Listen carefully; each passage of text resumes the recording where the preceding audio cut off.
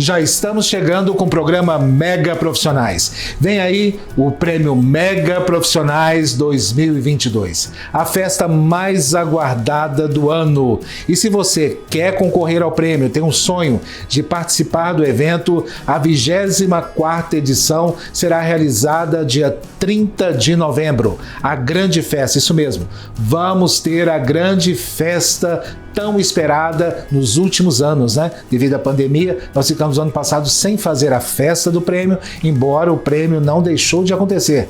Ele foi realizado lá na Assembleia Legislativa do Estado de Goiás. Mas esse ano tem a grande festa de entrega do Prêmio Mega Profissionais 2022, selo de atestação pública de qualidade.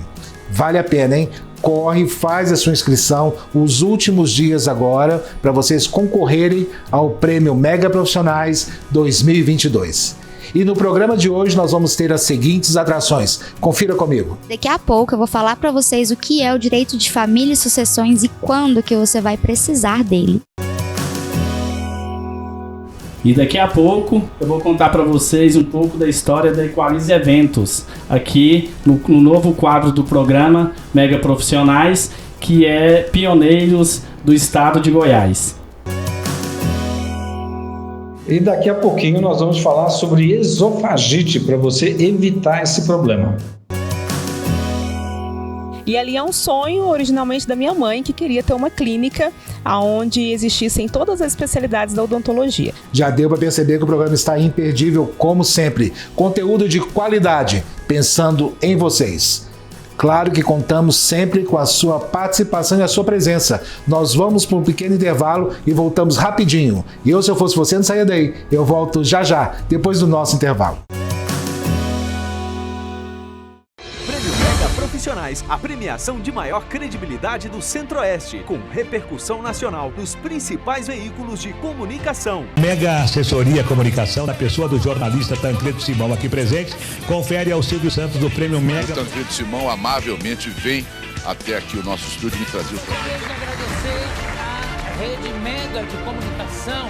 Queria que vocês mostrassem essa peça que está aqui na mesinha, né, da frente, é um prêmio. Muito obrigado a vocês pelo carinho, pelo reconhecimento. Isso é que nos faz andar cada vez mais céleres, né, ou mais rápido no caminho da comunicação. Muito feliz de ter recebido o Prêmio Mega Profissionais por voto popular, né, Roberto? A gente está há 9 anos juntos aqui no Fala Brasil. É um prêmio importante para toda a equipe. Obrigada aos internautas, essa categoria tão especial que é o TV Fama. E esse prêmio vai ser guardado com muito carinho, viu? Um beijo para todos vocês. Obrigado de coração. A festa de entrega do Prêmio Mega Profissionais ocorrerá em novembro em uma festa Black Tie com a presença de diversos artistas, autoridades e convidados VIPs, onde conheceremos as empresas e profissionais liberais que se destacaram no ano.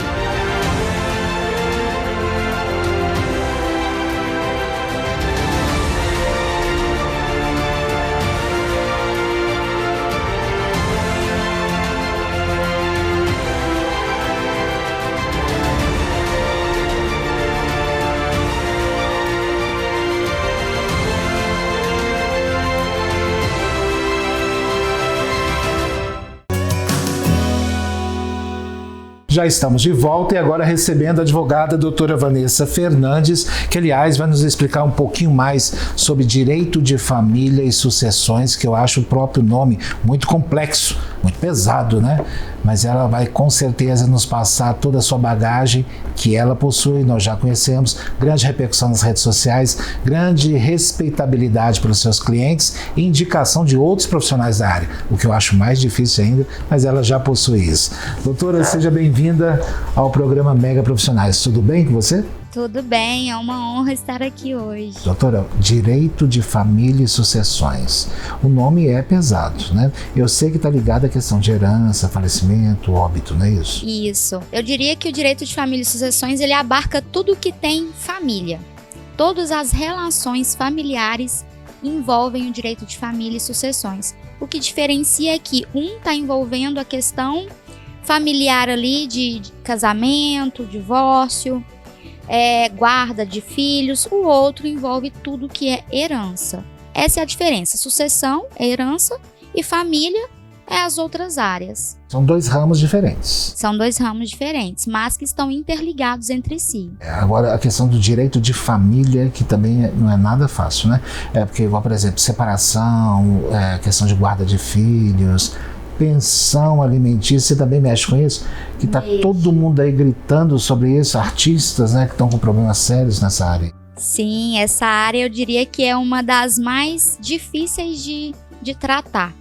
Porque as pessoas chegam nela geralmente muito fragilizadas, né? É muita briga, as pessoas querem, uma quer sobrepor a outra.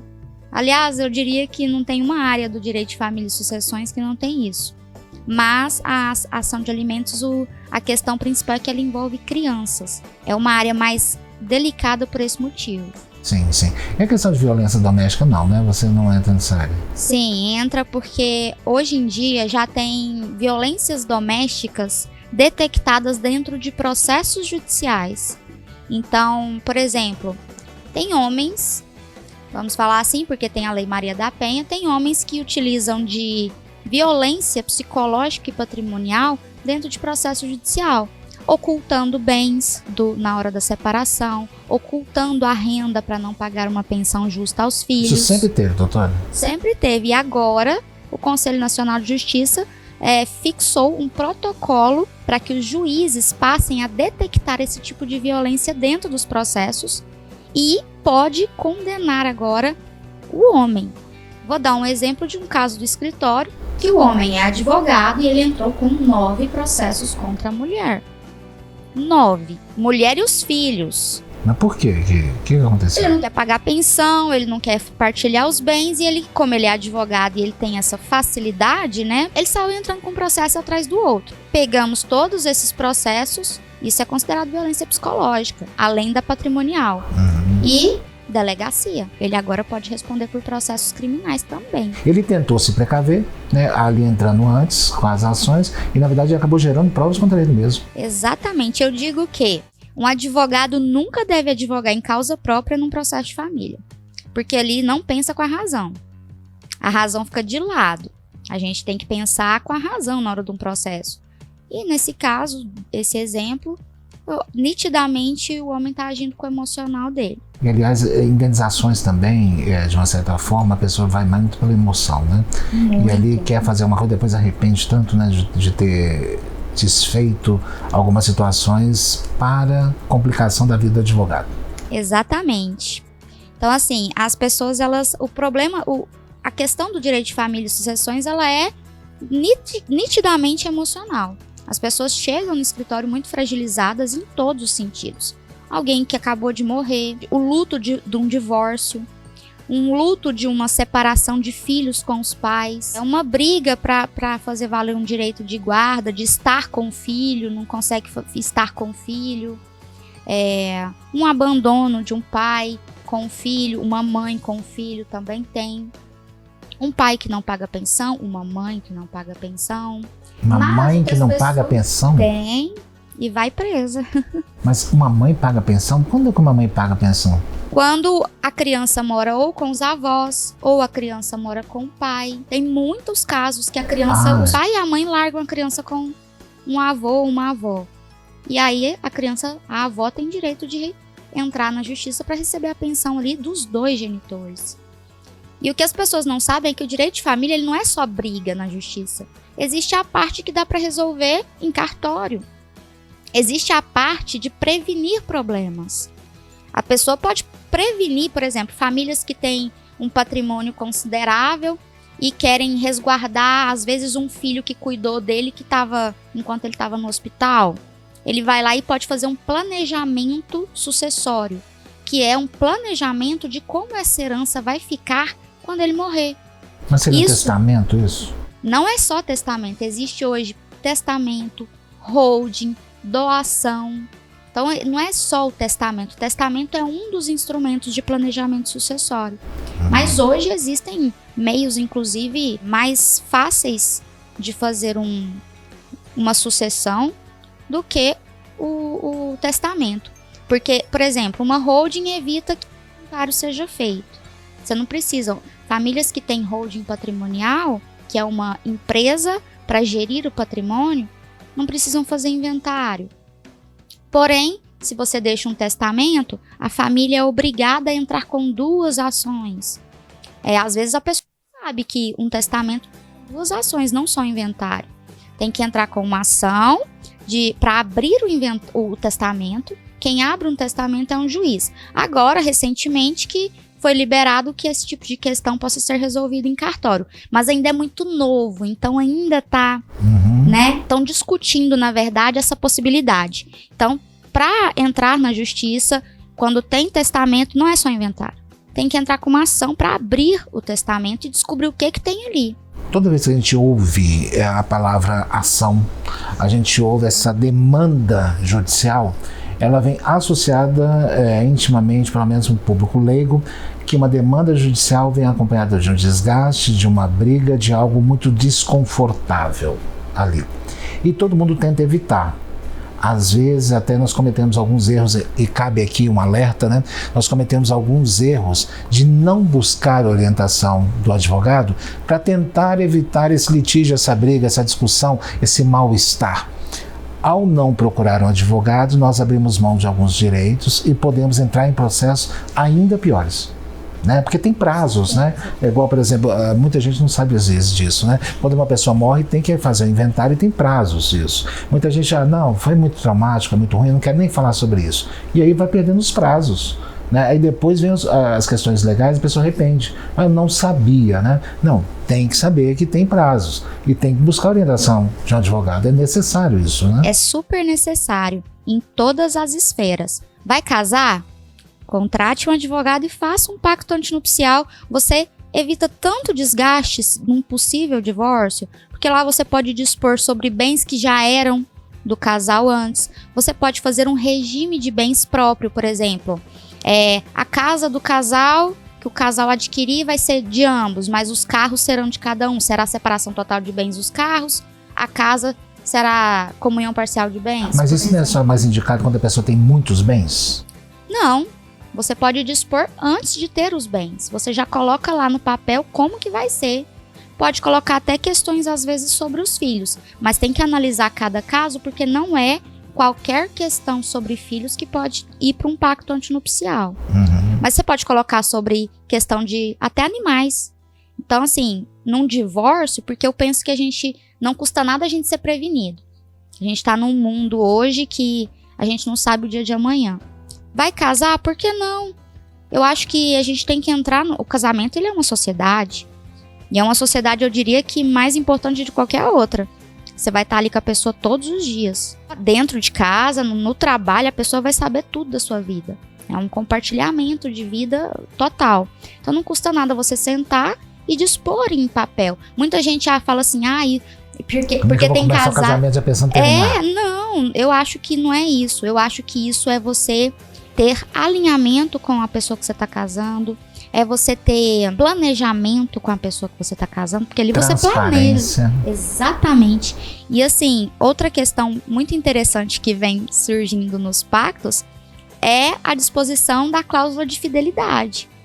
Como é que é isso? Como é que é? As pessoas podem colocar num pacto que, no caso de infidelidade por ambos, vai pagar uma indenização um pro outro. Gente, para tudo. Para tudo, que isso vai mudar toda a história aqui. Pera aí que eu tenho certeza agora que tá todo mundo querendo saber disso. Existe, segundo a doutora Vanessa está falando aqui pra gente, que existe uma cláusula de fidelidade. E aí, se alguém pisar fora ali do casamento, vai pagar a multa. Exatamente. Se essa moda pega, vai ter gente aí com problema seríssimo. Ixi, eu já vi casos de multas de milhões. Então, assim... Gente, não sabia dessa história, não. Pra você ver, as pessoas hoje, elas pensam sim em se resguardar num casamento. E se todas as pessoas soubessem disso, não é um bicho de 7 cabeças, mas é preciso ter um profissional que vai conseguir mediar o casal, porque às vezes surge durante a negociação alguma divergênciazinha, então tem que mediar a situação e falar, não, mas olha, Assim fica bom Mas pra o todos. duro é você medir a infidelidade. O que é infidelidade pra você não é infidelidade pra mim. Exatamente, né? é preciso estar que muito é expresso a infidelidade, isso. né? Tem casais que consideram a infidelidade digital. Então tem que estar muito expresso o que é a infidelidade para aquele casal.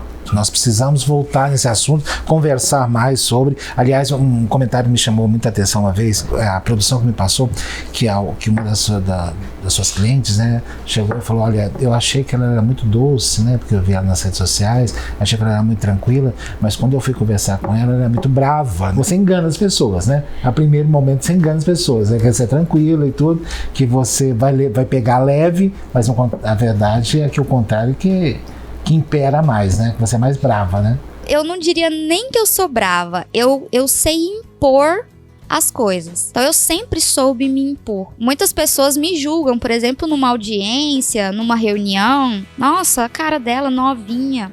Eu já recebi comentários de falar: nossa, doutora, mas você tem um jeito de delicada. Você dá conta de um processo litigioso, que é uma briga judicial? E eu virei pra pessoa e respondi: se você quiser pagar pra ver, tudo bem. Quando tá num processo de briga, eu, Vanessa, eu só faço acordo se tiver tudo muito bom pro meu cliente. Do contrário, eu não tô nem aí. Tenho medo do processo, de cara ruim, de homem que me julga. Eu já cansei de... Você tem que vir mais aqui. Você tem que dar mais dicas pra gente, você tem que vir mais aqui. É muito importante a sua participação. Mas eu quero agradecer mais uma vez a sua disponibilidade, o seu tempo, que eu sei que é muito concorrido.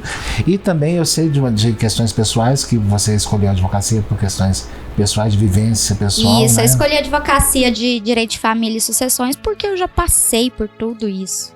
Eu diria que desde a criança abandonada, violência patrimonial, divórcio, aí já tá chamando luto, a série Mulheres que Inspiram. Tudo. Tá chamando a série Mulheres que Inspiram. Mas eu só sei que eu escolhi a área justamente para fazer diferença. Sucesso sempre. Muito obrigado. Eu conversei aqui com a advogada, doutora Vanessa Fernandes. E daqui a pouquinho nós voltamos, depois do nosso intervalo.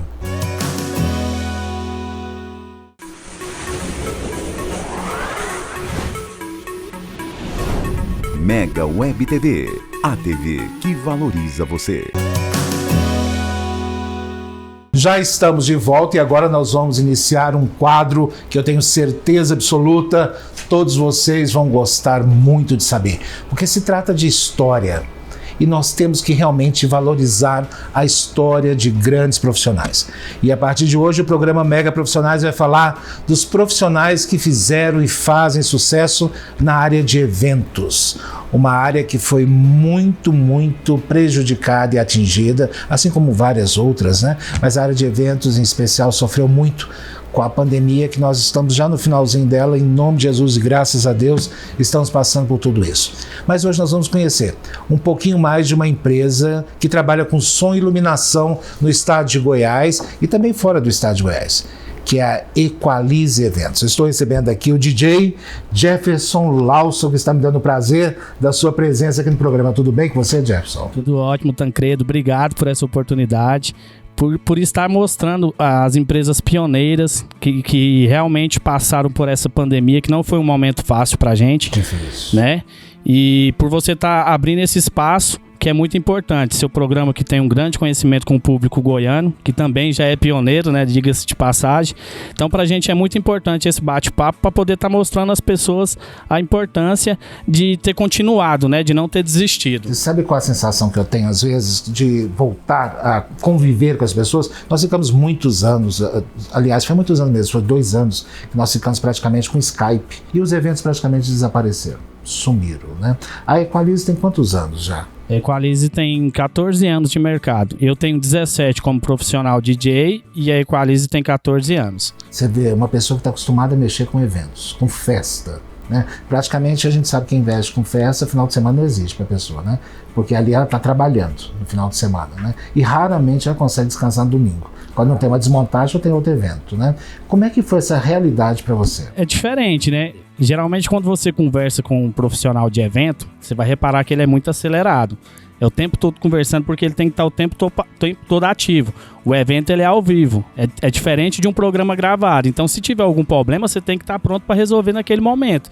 Então a gente acaba que acelerar demais. E com a pandemia, desacelerou. Então, no começo foi bem difícil. Se acostumar a ter que ficar... acordar, seu telefone não tá tocando, não ter nenhuma mensagem de noiva para responder. Foi uma coisa diferente. Foi inclusive, difícil. tem notícias de pessoas que entraram em depressão. Muitas pessoas, muito profissionais da área de evento entraram em depressão. Várias pessoas desistiram, né? Porque não é fácil. As pessoas acham que é só chegar ali, entregar o evento e tudo. Não, tem todo um processo antes de você chegar ali na montagem, né? Um exemplo, o pessoal de decoração. Tem as flores que às vezes já tinham pago.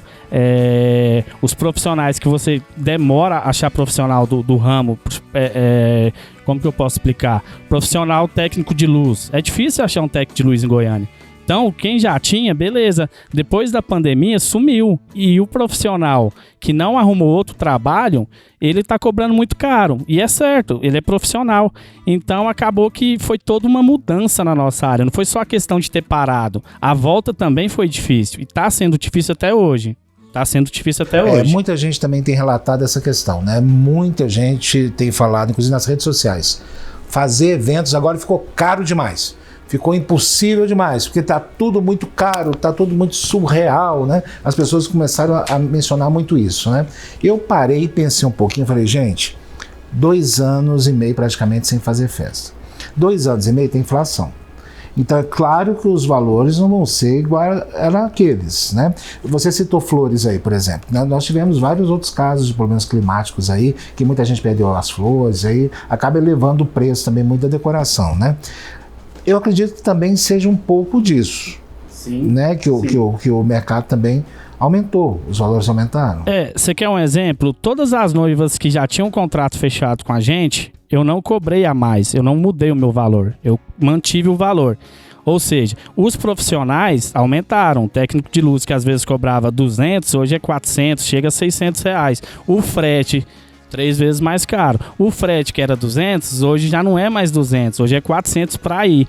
E o profissional de som, ele acaba que ele é um pouco mais prejudicado, porque às vezes a gente tem que chegar um dia antes para fazer a montagem, a gente monta um dia antes, aí tem que esperar o outro pessoal de decoração, forração, terminar o trabalho deles para a gente finalizar o nosso, e às vezes só podemos desmontar na segunda-feira. Então são vários dias de custo ali de mão de obra. Quando você tem um funcionário fixo, é uma coisa, mas quando é freelance, esse preço dobra, entendeu? Então aumentou tudo, aumentou o preço da marmita, do funcionário, aumentou o preço do frete, como eu já citei, e aí as pessoas não reparam isso, e quando você vai dar o preço, elas acham que a gente subiu o preço demais, mas é que no geral tudo subiu, não foi só a nossa parte, foi todas as partes subiram. Quem tá conseguindo manter o preço, ótimo, parabéns, é um guerreiro, mas tem muita gente que não consegue. A realidade é outra. Nós temos que nos posicionar na realidade.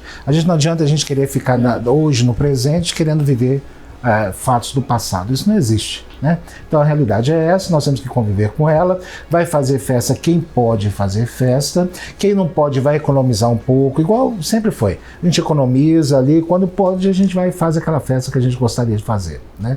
Agora você tem a Equalize, que trabalha com sua iluminação, a gente sabe disso, né? Tem até painel de LED também, que você monta. Tem, tudo relacionado à área de eventos a gente tem. Tem piso de microlâmpadas, tem painel de LED, tem os efeitos especiais CO2, tem teto de globo espelhado. Toda a parte de eventos, na parte de sonorização, para evento social a gente tem. CO2 é o que é? Aquela fumaça? Isso, o pessoal chama de fumaça, né? São aqueles efeitos especiais. Tem os Gerbs também. E uma coisa que as pessoas confundem muito é o nome da pista. Todo mundo acha que o nome é pista de dança, mas não é. A pista de dança é o geral. É o grid ali com o globo, com a iluminação. Aquele lá é o piso de microlâmpadas. Tem gente que fala piso Paris e piso iluminado, mas de qualquer forma é piso, não pista. Agora eu quero entrar nesse detalhe aí do DJ. Isso é uma realidade mundial, tem todos aí os casos dos DJs famosos, aí faz show até na ONU, né? Você se inspirou nisso? Você gosta de fazer isso ou você fez porque era uma demanda natural do seu trabalho? A verdade as pessoas confundem um DJ de balada com um DJ de evento social. O DJ de evento social, ele consegue tocar uma balada, ele consegue tocar qualquer tipo de evento, porque o leque de música dele é muito grande, ele tem que ter conhecimento em todas as áreas. Já um DJ de balada, ele não consegue tocar um evento social, é diferente. Mas o antes, né, e o depois, ali onde o pessoal quer ouvir um flashback um pouco mais antiga, talvez ele não tenha experiência tão grande nesse ramo. Certo, tem a música ao vivo, tem o DJ. Por que as pessoas estão hoje procurando muito mais o DJ do que a música ao vivo?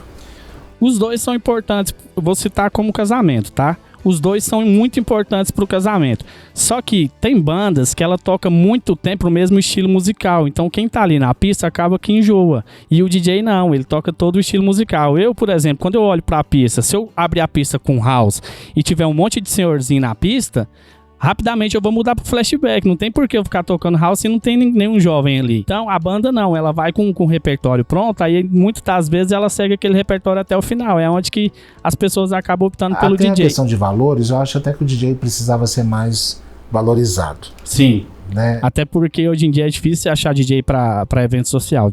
Não é fácil, você tem um DJ que sabe falar no microfone, um DJ que se vista de acordo com o evento, é todo um processo, né? Que eu vi DJ falando no microfone, eu fiquei envergonhado, eu me senti com vergonha. Falei, cara, como que tem coragem de falar isso num evento social?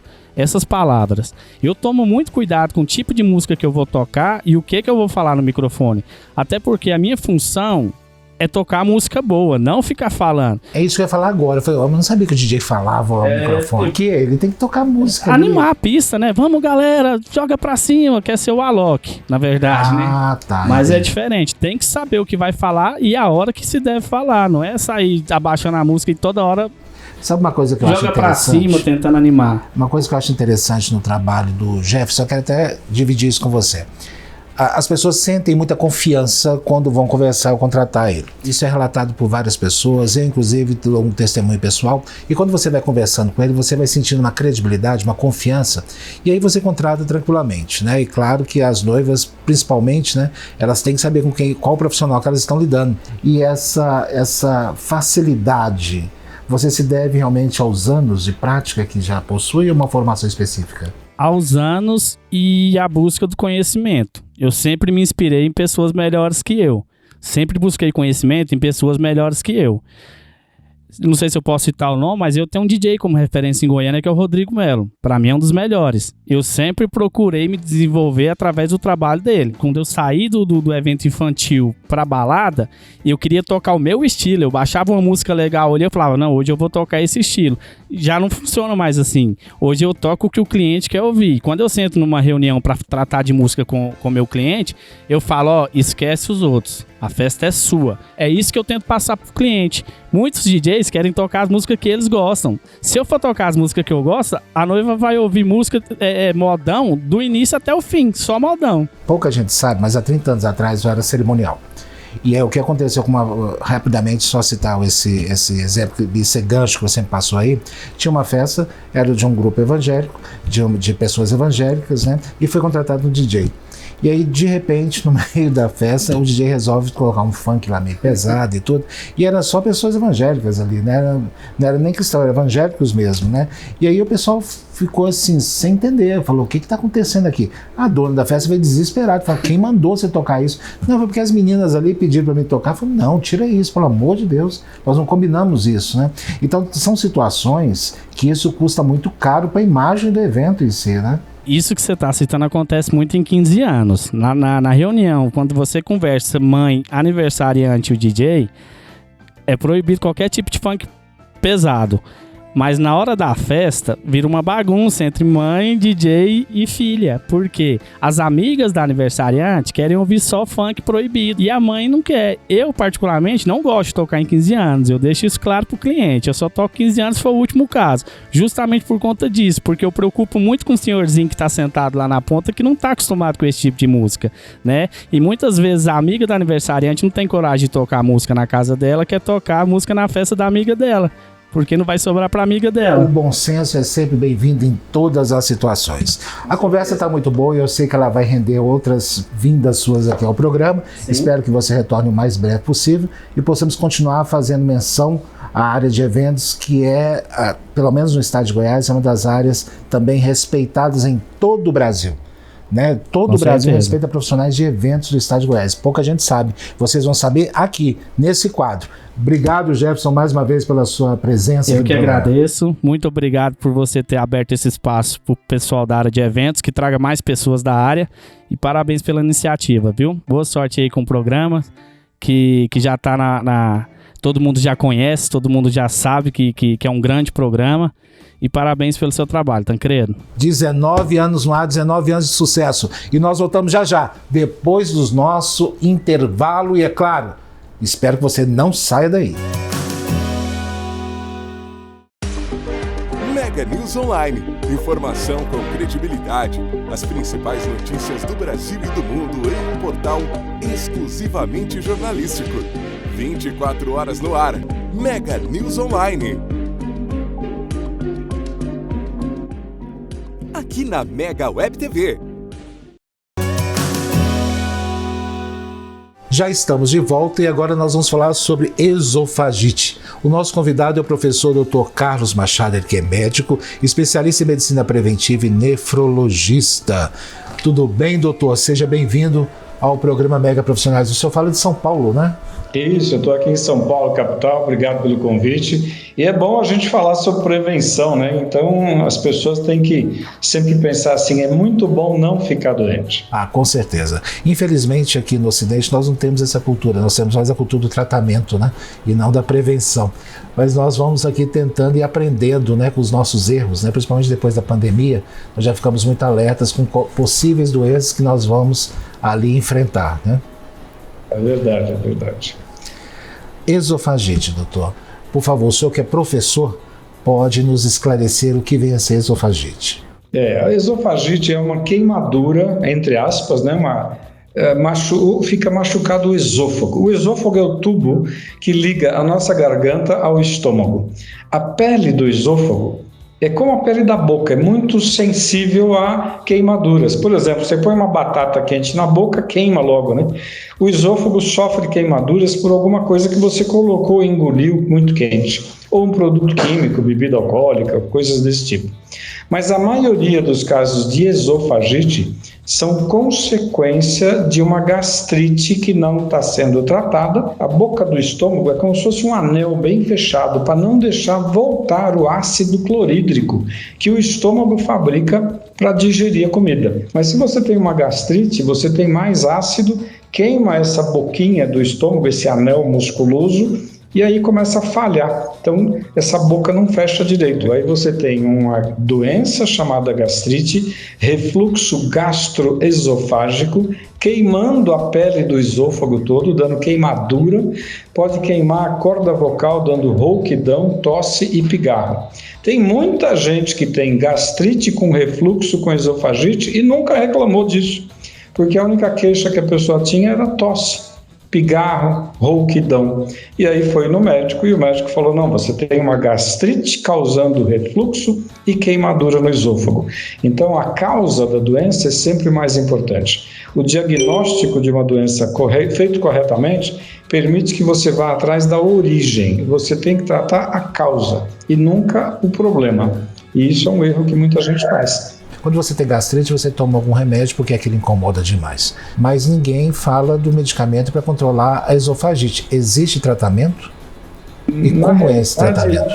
A queimadura, essa esofagite, que é como se fosse uma queimadura do tubo que liga a boca até o estômago, você não vai ter um remédio para ele, você vai ter o mesmo remédio para tratar a gastrite, que é um antiácido, e principalmente ver se já não tem bactéria envolvida no problema. Porque se tiver bactéria, eu tenho uma infecção, aí muda a história.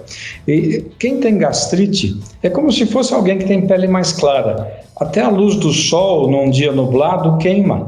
Então eu preciso usar protetor solar, mesmo que não tenha sol. O estômago mais fraquinho é como se fosse um estômago mais com pele fraquinha. Eu tenho que tratar aquela preventivamente a vida toda. Quem tem tendência a ter gastrite tem que fazer o tratamento para o resto da vida.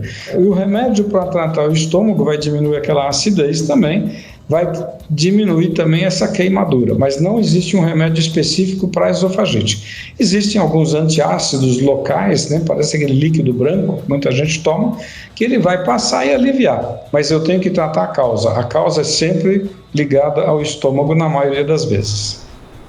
Pois é, sabe o que me preocupa, doutor? É com relação a essa queimação que tem ali no esôfago, né? Que seria a esofagite, aquilo ali virar uma ferida e de repente evoluir para câncer, né? Porque a gente fica muito preocupado com relação a feridas dentro do organismo, né? Tudo que você não trata vai provocar uma irritação local. E aquela irritação local pode virar um câncer, né? Tudo bem que isso pode ser causado por um problema teu ou um problema que você colocou para dentro, por exemplo, o cigarro. A fumaça do cigarro tem de 20, 10, 15, 20 mil substâncias tóxicas que vão acabar entrando para o corpo, caindo na circulação sanguínea e afetar o corpo inteiro. Então a gente vê muito paciente tendo câncer de bexiga porque fuma. Câncer de estômago porque fuma, câncer de esôfago porque fuma. Então o cigarro é um problema muito sério ao nível de provocar câncer. E uma ferida, uma doença infecciosa, inflamatória, arrastada, maltratada, também pode facilitar o aparecimento de um câncer. Isso nos preocupa bastante, principalmente porque geralmente quando se fala que um fumante ele tem câncer, todo mundo já pensa, não, ele tem câncer no pulmão. Porque ele fuma, tem câncer no pulmão, e não desse desencadeamento em outras partes do organismo, né? Aliás, eu preciso citar, inclusive peço licença até a memória do meu pai para fazer isso, mas eu preciso citar um exemplo pessoal, porque meu pai faleceu tem 3 meses de um AVC, e ele teve realmente uma assistência excelente, né? Mas foi realmente uma área muito comprometida do AVC que ele teve. Ele teve uma equipe, né? Porque no caso como esse precisa de uma equipe. Eles foram mais de 17 médicos de funções diferentes. Todo médico que entrava, todo mundo dessa equipe perguntava se ele fumava. Eu falei, gente, mas que coisa estranha. Todos eles perguntam a mesma coisa, né? Se ele fumava, porque depois ele desencadeou uma pneumonia, né? O cigarro, ele é causador de muita encrenca, não é só câncer no pulmão, câncer em qualquer parte do corpo, como eu falei, na bexiga ou no estômago. E o cigarro aumenta muito as doenças de entupimento. Entupimento no coração vai ter um infarto, entupimento na perna vai ter uma trombose, uma amputação da perna ou do pé. Entupimento nas artérias para a cabeça vai ter um derrame. E hoje, com o coronavírus que está provocando no pós-Covid, gente que teve contato com o coronavírus, nem ficou doente, está tendo muito derrame e muito infarto agora. E aí, se ele fumava, piora, porque o coronavírus também facilita doenças do entupimento, que a gente chama de aterosclerose. As pessoas precisam entender que nós somos uma máquina que vai ter que durar 90 anos. E se você não fizer uma revisão, uma consulta médica preventiva com um bom clínico geral, 3 vezes ao ano, você não está fazendo medicina preventiva. Você está deixando os problemas explodirem e aí uma hora você vai ser guinchado para a UTI ou para a oficina, né, se for um carro. Então a dica é, para não ficar doente, significa que você tem que ir ao médico a vida toda, desde a infância pequena, 3 vezes ao ano, fazer uma consulta preventiva com aquele mesmo médico, o médico da família, o médico que conhece você, e ele bate o olho e já vê que tem alguma coisa. Com isso você vai reduzir 80% das doenças que acontecem no mundo todo. Infarto, derrame, inclusive vai melhorar o teu sistema imunológico para se defender um pouco das infecções que a gente tem aí todo dia agredindo a gente. Infelizmente, a gente pode observar a mudança de comportamento em diversas fases da vida, né, do ser humano. Principalmente se tratando aqui do brasileiro, né, quando está na fase de infância, de adolescência, ou mesmo ali até os 25 anos, né, se acredita que vai ser eterno, não vai morrer nunca, não vai envelhecer nunca, não vai ter nunca nenhuma doença, então não precisa de médico, né? Depois, como vai evoluindo, é claro que naturalmente o organismo vai ter um envelhecimento natural que está programado para ter, e aí vão aparecendo algumas doenças, as pessoas começam a se preocupar um pouquinho. Agora, com a informação, as pessoas estão realmente se precavendo um pouquinho mais, indo ao médico, né? E já pensando nessa questão da velhice, né? Agora, infelizmente, culturalmente, nós não estamos ainda preparados para ter, né, esse acompanhamento médico, o que infelizmente nós pagamos um preço muito caro na nossa fase mais adulta, já caminhando para a velhice, né, doutor? Porque é onde a gente poderia realmente colher os frutos dessa prevenção na fase mais nova da nossa vida, né? É só pensar que depois dos 30 ou 40 você começa a ter dor de coluna, bico de papagaio, reumatismo, enfim, tudo isso é evitável. A osteoporose, tudo é evitável, mas isso começa na infância. Quando você tem um filho, você leva ele no pediatra todo mês, cada 2, 3 meses naquele primeiro ano. Mas não é só para ver se ele está crescendo, eu tenho que fazer prevenção, porque muitas doenças do adulto começam na infância. A maioria das doenças do adulto maduro, 30, 40, 50 anos, começou aos 15, 20 anos de idade. Então, medicina preventiva é a vida toda você fazer revisão da máquina. E o outro erro que o brasileiro faz é que ele acha que o clínico geral é um médico ruim. Não, o clínico geral bom é o maestro da medicina, é o melhor médico que você tem que ter e é o único médico que você tem que ter. Num time de futebol, a pessoa mais importante é o técnico do futebol. Não adianta eu botar um monte de jogador especialista bom em campo se não tiver um maestro para esses jogadores. E a medicina tem um maestro, é o clínico geral, é o pediatra. Isso é a primeira vez que eu ouço essa denominação. É a primeira vez que eu ouço um profissional falar do clínico geral como esse maestro. Eu não tinha essa informação e não tinha esse conhecimento. E eu trabalho na área de medicina, porque eu também trabalho com marketing especializado na área de saúde há 30 anos, mas sempre com os especialistas. E o especialista deveria ser 5, 10% dos profissionais. Mas hoje, o estudante entra na faculdade de medicina, ele quer ser especialista para ganhar dinheiro. Ele não quer ser médico para cuidar da família. Então nós precisamos reverter, inverter isso. Na Europa, nos Estados Unidos, você não vai ao médico especialista, você só tem o clínico geral.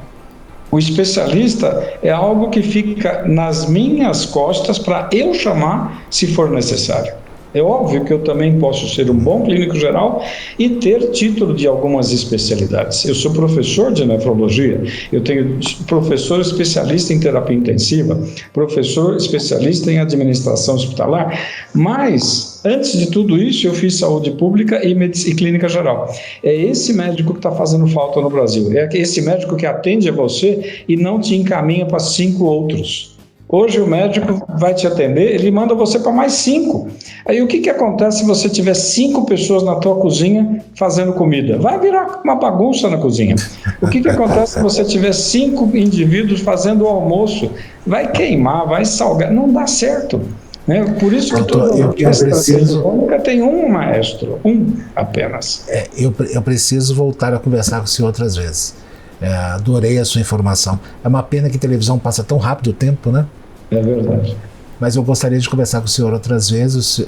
Claro, já te agradeço pelo tempo dedicado a nós nesse momento, pelas informações que o senhor nos passou, que foram bastante relevantes. Mas eu acredito que o senhor tenha muito mais conteúdo para dividir conosco. Obrigado. Eu fico à disposição, eu sempre faço algumas dicas de saúde no meu Instagram, no meu YouTube, dr@carlosmachado, é facinho. Aí dá para vocês pegar algumas dicas, mas eu acho que é importante cuidar da saúde para não ficar doente. E se ficar doente, tudo bem, a gente vai tratar. Mas previna, é mais barato. Muito obrigado, doutor. Que Deus continue te abençoando cada vez mais no seu trabalho, que me parece que foi escolhido com amor, né? E me parece também que ele é realizado com muito amor também. Muito obrigado pela sua participação mais uma vez aqui, doutor. E nós voltamos já, depois do nosso intervalo.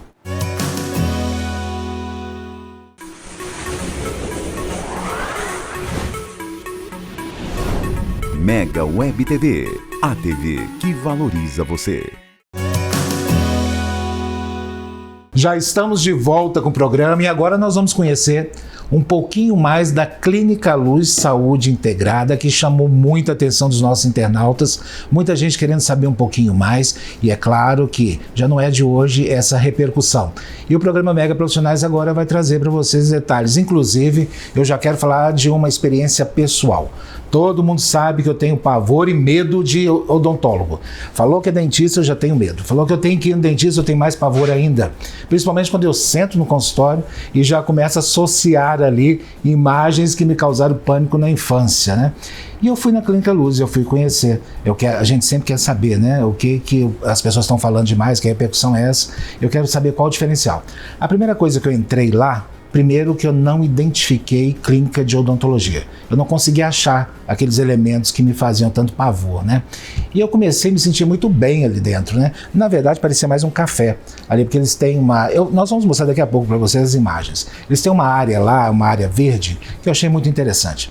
E eu falei, não, quero conhecer mais profissionais para saber se realmente eles estão à altura do que a clínica ali está falando, né? E nós nos surpreendemos porque são profissionais muito bem habilitados e aliás, já tem até no DNA isso, né? Estou recebendo aqui a odontóloga doutora Márcia Luz, ela que é especialista, mestre e doutora em endodontia.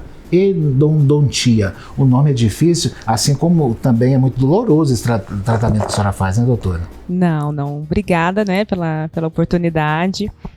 O tratamento de canal, endodontia, né, era muito doloroso, realmente, né? Hoje a gente tem tecnologias, a gente trabalha com microscópio, então a gente consegue fazer esse tratamento de uma forma muito mais rápida e eficaz. Então, graças a Deus, a endodontia e a odontologia como um todo evoluiu bastante, né? Então, acho que você pode tirar esse trauma aí e colocar ele na caixinha. Mas é engraçado, a senhora vê o tanto que a informação faz falta, né? E a gente precisa realmente se informar. Eu, como tenho esse trauma, fiquei preso lá na infância. Automaticamente fiquei preso também àqueles elementos que estão lá. E esqueci que a medicina como um todo evolui a cada segundo, né? Mas eu não tinha essa informação realmente. Estou sendo bem sincero para a senhora, assim como eu sou com todos vocês. Eu não tinha essa informação.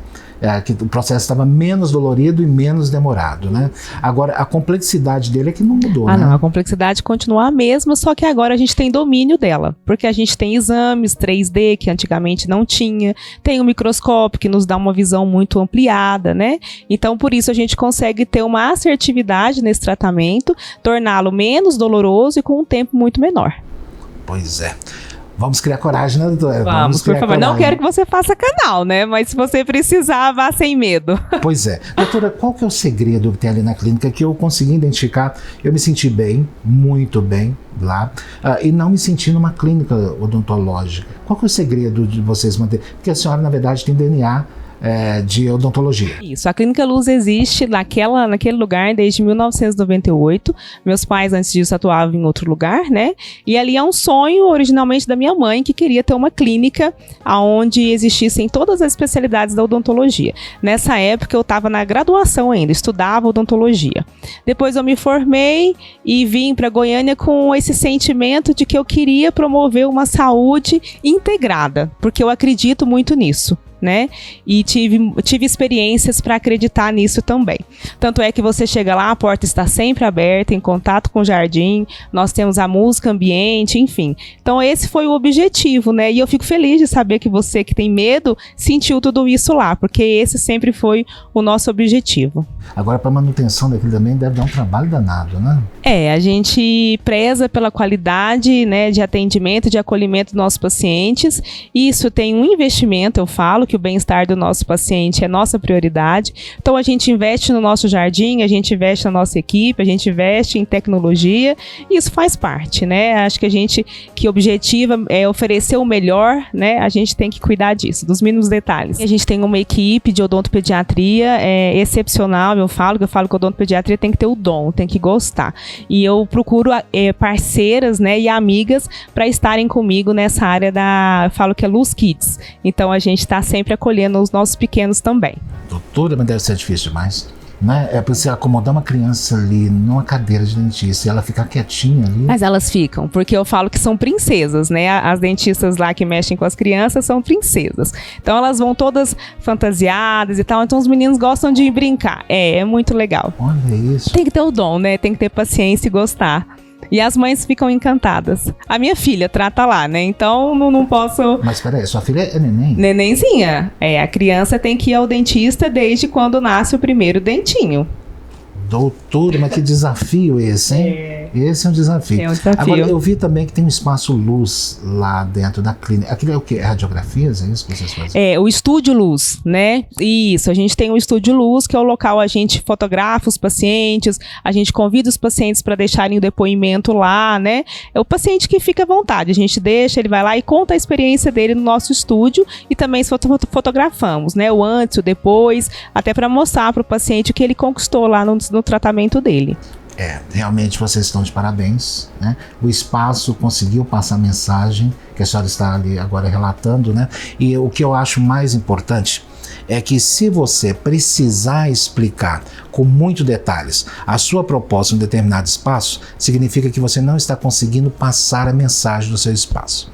Quando você consegue passar a imagem do seu espaço sem precisar explicar, e as explicações vão casando com as nossas impressões, significa sucesso.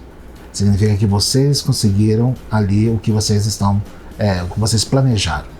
Que bom, fico muito feliz. Agora, a clínica é desde 98. Isso. É isso? Uhum. E os seus pais, eles continuam atendendo lá também? Não, eles pararam, né? E faz um tempinho, até porque esse projeto, né? Quando a filha toma conta, o pai fala, vai, né? Uhum. Então, eles pararam um pouquinho e nesse meio termo eu falo, o DNA tá mesmo, né? Porque fui casar com um dentista ainda. Pois é, né? A senhora e o Dr. Ricardo, isso, né? Que são os proprietários da clínica e são os idealizadores do projeto. Exato. E aí eles pararam porque a odontologia é uma dedicação muito intensa, né? Então os olhos, a coluna, e a gente com o tempo vai ficando um pouco desgastado. Então, como eles viram a possibilidade de o sonho deles continuar nas nossas mãos, eles falaram, vai que a gente vai dar uma pausinha agora. Os seus pais são o Dr. Ulisses e a doutora Maria Cristina. Isso. Agora uma pergunta aqui que não quer calar, né?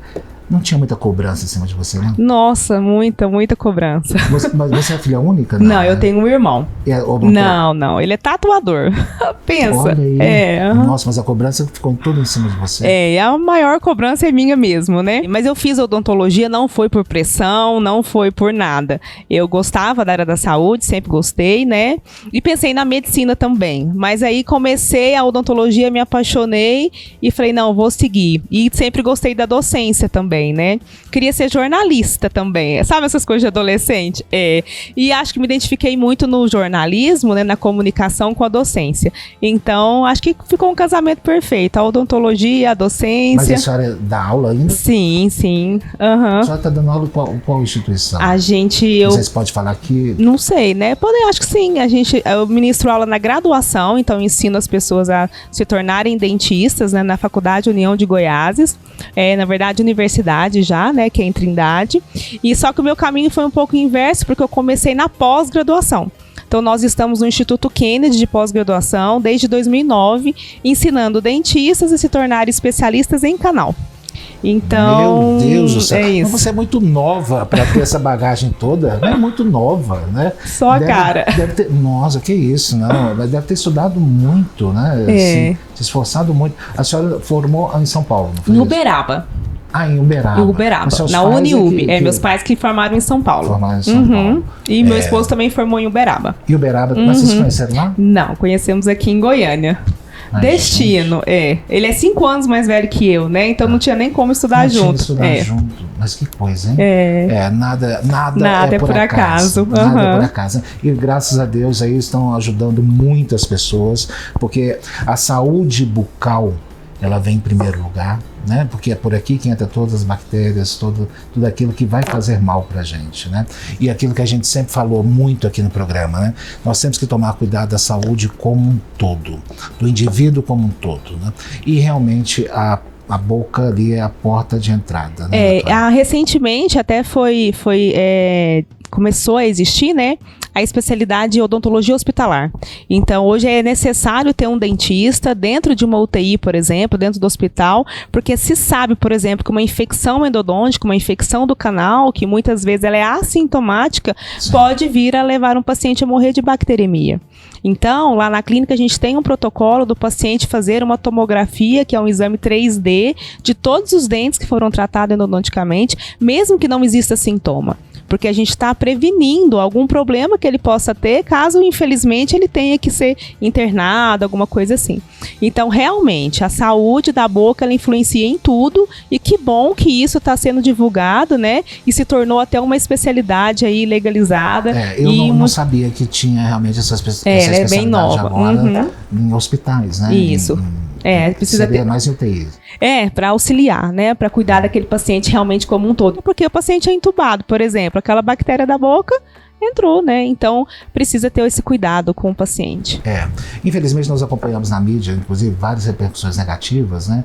Mais recentemente, com aquela questão do quem sabe de quem que é a culpa, né? Se é da odontologia, se é do paciente, enfim, vira uma coisa meio complicada, né? E geralmente a culpa recai em quem tem uma formação melhor, né? Ou maior do que o paciente ali, né? Agora, é importante nós termos acesso à informação. Porque não tem como eu chegar num consultório, vou fazer um implante, vou fazer um tratamento sem saber das consequências daquilo, do que pode vir a ocorrer, né? Eu acho que seria muito pueril da minha parte fazer isso, né? E agora todo mundo joga no Google, né? Hoje tem o Dr. Google agora que responde todas as perguntas, Eu né? não sei se ele ajuda ou atrapalha, né? Mesmo? Porque às vezes o paciente, ele vai ali, procura, acha que pode esperar, às vezes ele não cai na mão dele uma informação correta, né?